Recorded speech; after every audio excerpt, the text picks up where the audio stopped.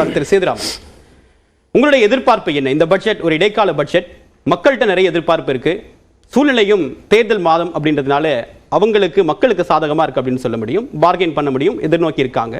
But இடைக்கால budget நீங்க எப்படி பாக்குறீங்க ஒரு பொருளாதார வல்லுநரா?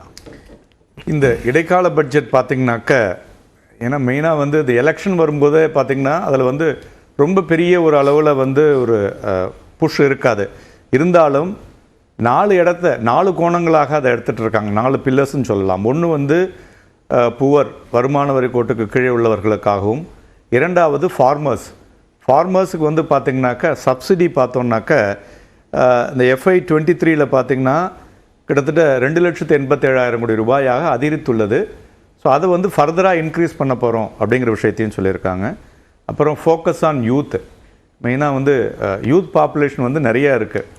இப்போ வந்து நம்மளுடைய எக்கானமி அப்படின்னு பார்க்கும்பொழுது ஒவ்வொரு காலகட்டத்திலையும் அது சேஞ்ச் ஆகிட்டுருக்கு. நம்ம வந்து விவசாயத்திலேருந்து இண்டஸ்ட்ரிக்கு வந்தோம், இண்டஸ்ட்ரியிலேருந்து ஒவ்வொரு ஐடிக்கு வந்தோம், இப்போ ஐடியிலேருந்து இப்போ கெகா எக்கானமியாக போயிட்டுருக்கு.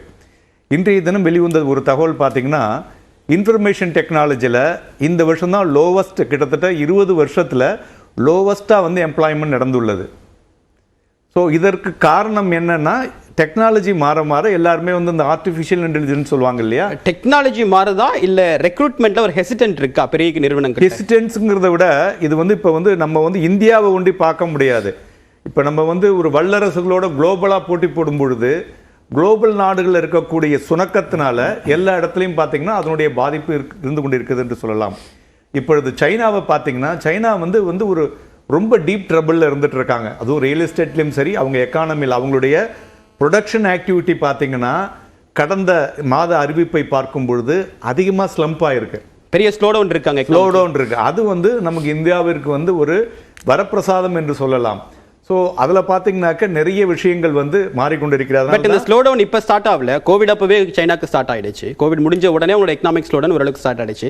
அந்த வாய்ப்பை இந்தியா பயன்படுத்த ஆரம்பிச்சிருக்கா? தாராளமாக. சரி, ஆக்சுவலாக பார்த்தீங்கன்னாக்க இந்த எவர் கிராண்டேங்கிற அங்கே ரியல் எஸ்டேட்டினுடைய இஷ்யூ வந்து கிட்டத்தட்ட 3 ட்ரில்லியன்.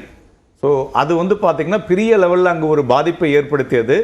அதன் பிறகு அவங்க எக்கானமியில் வந்து அவங்க நிறைய இன்ஃப்ளூயன்ஸ் பண்ணி அதுக்கு வந்து ஸ்டிமுலஸ் கொடுக்குறாங்க. கொடுத்தாலும் அவங்களால அதிலிருந்து எழுபடுவதிலே சிரமம் இருந்து கொண்டு தான் இருக்கிறது.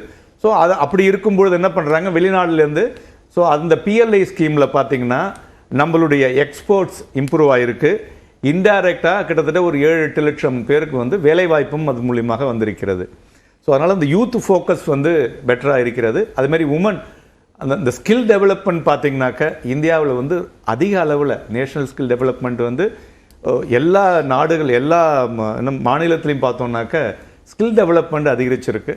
ஸோ இதில் வந்து நிறைய ஃபோக்கஸ் ப்ளஸ் வருமான வரியில் நிறைய விலக்கு எதிர்பார்க்கப்படுகிறது.